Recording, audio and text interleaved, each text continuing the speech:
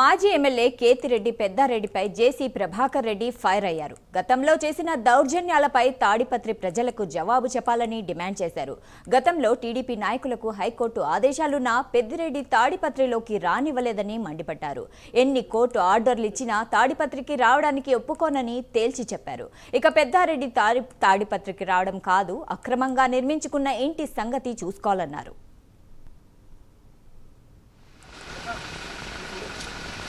ఎక్కడికి పోయినా president of India పోతే ఎస్పీకి రాస్తారు, ఆయన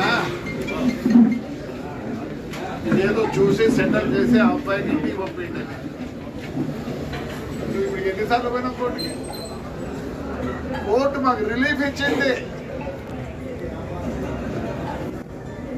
లా అండ్ ఆర్డర్ అనేది ఒకటి ఉంది. కోర్టులో రిలీఫ్ ఇచ్చినా, కోర్టులో అన్ని ఆర్డర్లు ఇచ్చినా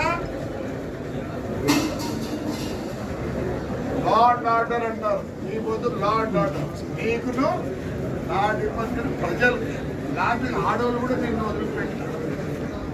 ఇల్లు మీ వంట ఆర్డర్లు కొట్టాడు, అన్ని కొట్టాడు, అన్ని కొట్టాడు, అన్ని 36 కొట్టాడు. కూడా ఆ 36 కోటాలను మేఘాచలు చేసివే ఆంధ్రప్రదేశ్